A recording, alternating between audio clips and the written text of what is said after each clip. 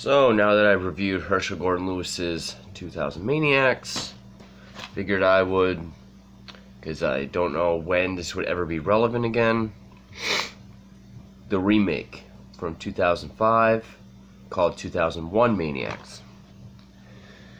Now, I actually remembered more of this than I did this film, but that's not saying much. Rewatching it, this will be a rant. I'm not a fan of this movie. It had potential. I mean, it has some good gore that has horrendous CGI. It's got Robert Englund, which is always great.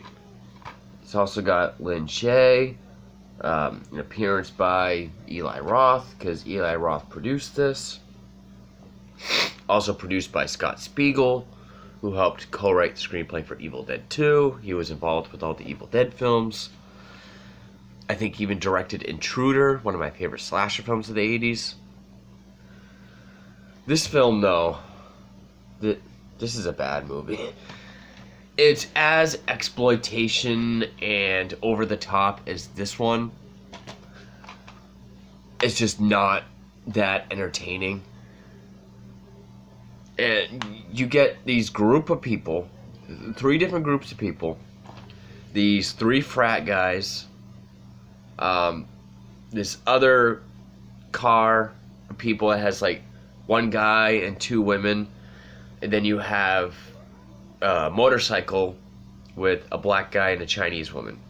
Why do I say they were black and Chinese? Because it plays into jokes of the plot. But yeah, each vehicle is separate. They all just end up at this place. And it is a remake. It does say based on 2000 Maniacs by Herschell Gordon Lewis. It is Pleasant Valley, the town from the original film. And there's really not much to it. I mean, it's still all the over-the-topness of the Southern caricature stereotype that was in this film is more present and over-the-top in this one. For example, So, the frat boys are actually heading to Daytona for spring break. They see this car, the car with the guy and the 2 girls. They invite them to come with them to their beach house in Daytona. But there's a detour that they have to take, and they end up in Pleasant Valley. Which you even get a little appearance by Travis Tritt. Yeah, he has a little tiny role in the beginning. As does Peter Stormare. Which is funny because Travis Tritt is even, credited on the back with everyone. But it was so they all end up in Pleasant Valley, and of course it's the weekend of the big Guts and Glory Jubilee. And they're all the guests of honor. So the first night, they drink, they have fun, and then the next day they all get slaughtered. But of course everyone has a horrendous Southern accent.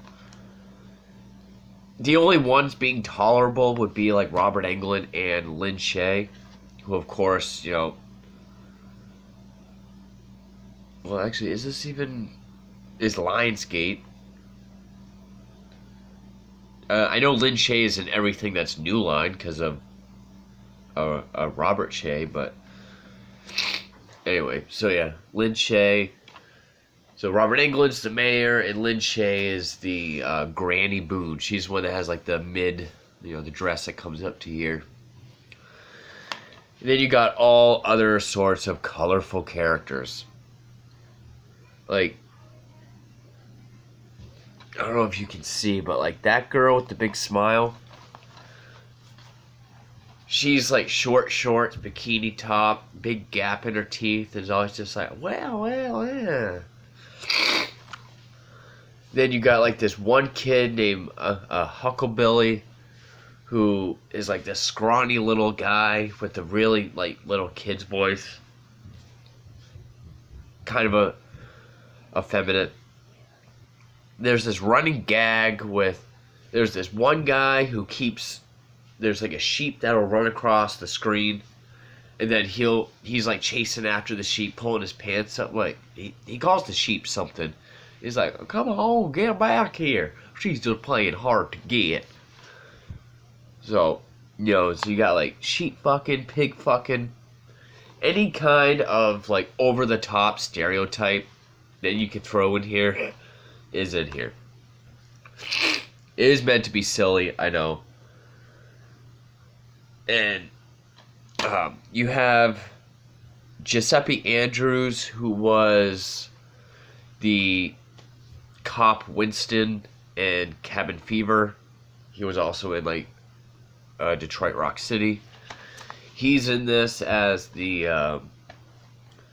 overly romantic kind of Southern guy who is supposed to woo the Southern ladies, but he's like one of the most sadistic killers of the whole town.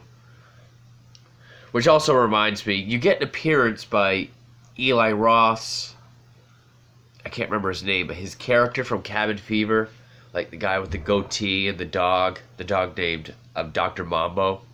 Yeah. In the very beginning, make an appearance in here. And if you remember on Cabin Fever, when he makes a dumb joke, then he goes, face. Yeah, we get the origin of how he discovers that in here. So that's excellent. And one of the frat guys, he was raised in the South, so he kind of knows how to bullshit his way with, like Southern hospitality and being polite. But of course, it's all just to get killed off. And they do take the deaths from the original film, like the guy getting, tied to, each limb tied to a horse and then pulled apart. This time, it's a woman, a little more graphic in this one. Well, I'll say her death was done well. Instead of the giant rock being on, sort of like a dunk tank kind of game, here it's a giant bell, like church bell, that they just drop on a chick. The other deaths, like the black guy gets put in like a giant press that all the people outside, like they push a thing and it makes the press go down. His eyes pop out in CGI. And that's the thing, there's a lot of CGI in this movie. And I mean, there's all these special features about like, gore and blood and guts and gore. What little reputation this film does have is for the gore and everything. But the scenes with CGI really just kill it. For example, the first guy we see die, he's one of the frat boys. It's like one of those like milk ladies, like she's got like the stereotypical milk farm dress. She's like seducing him. She brings her jug of special moonshine, but when she puts the tube in his mouth, he starts smoking, and I guess it's acid. And some of it looks great. Like, we get a shot from under the bed, so we see the blood coming through the mattress. But as the acid burns through, like, the bed frame, it's like this black, burning, like, CGI. But, like, when we see his guts and everything, that's practical, so that's nice. Of course, Robert Englund, his black eye, like, when he lifts his eye patch, the whole socket is CGI. They just photoshopped a whole eye socket. Of course, the effect is maggots come out of it. But, there really isn't much to this movie at all. And yeah, black guy and Chinese lady, because there's a whole joke at the end when our last two survivors, And, there's like fire, and it's like they're trying to leave, and the whole town's trying to keep them there. He shows them the barbecue, and it's the heads of everyone that's been killed. And of course, he shows everyone, then he's like, who likes dark meat? Shows the guy's head. He's like, I've always been partial to Chinese, so he shows the woman's head. And also, there's like one other black guy who works in the kitchen. But, like when the black guy pulls up on his motorcycle, I think it's supposed to add tension or comedy or whatever. Because everyone just kind of looks at him like, who the hell is... And I had many different tones to this movie. I mean, even Eli Roth said he felt of this as like a splat stick film. He even compared it to like an early Peter Jackson film, which I'm a huge fan of. Dead Alive is in my top 10 favorite movies of all time. I love Bad Taste. I haven't seen Meet the Feebles in forever, but I enjoyed it. This does, I guess, kind of feel like it could be like that for like the 2000s, but it doesn't really have enough gore, enough practicality, or even, like the humor of Dead Alive and Bad Taste was either really silly or tongue-in-cheek. This was mostly just annoying. This movie was more annoying than anything.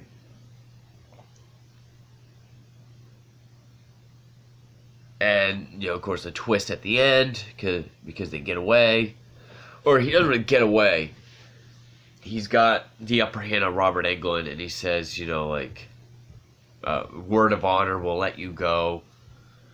So they leave, they go to the police, and then the police say Pleasant Valley's a cemetery. This is all that's been here for 150 years. But somehow they're still killed by the ghost at the end. Wrong Turn 4 style. Drive the motorcycle, there's barbed wire, and you get worse CGI. You see, because they're driving the motorcycle, there's barbed wire tied to something on each end of the road. They drive through it. You just see the CGI come across his neck, or like across her. Looks terrible. Then that Hucklebilly kid collects their heads. Yeah, this movie was just way more... I mean, I like stuff that's over the top, but there's over the top, and then there's just fucking annoying. And that's what this movie was. I just thought it was annoying. Just like this movie kind of was, but I did enjoy this movie more.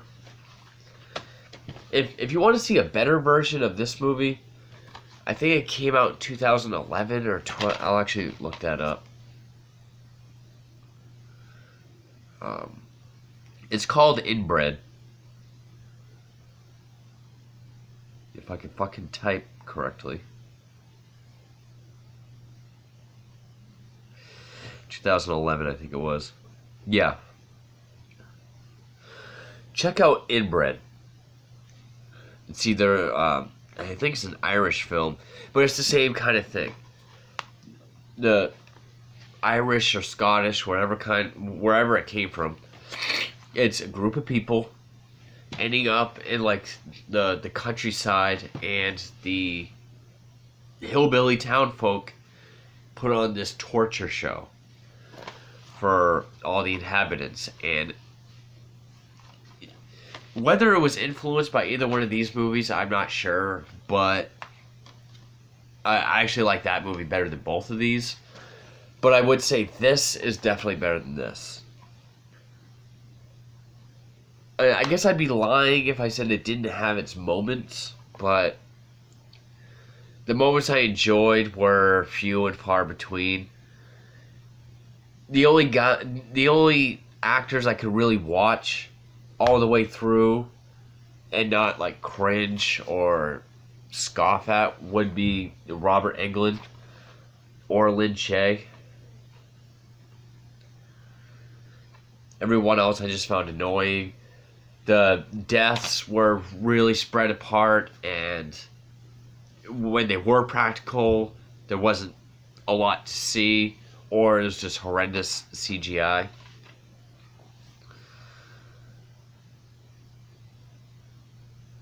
And yeah, they kind of overdid the whole, sheep fucking jokes or inbred jokes, and they really nailed it into your head. So 2005's 2001 Maniacs, not really a fan of. I think it's easy to see how this is such an easily forgotten remake. But yeah, I can't really recommend it. But anyway, thank you for watching.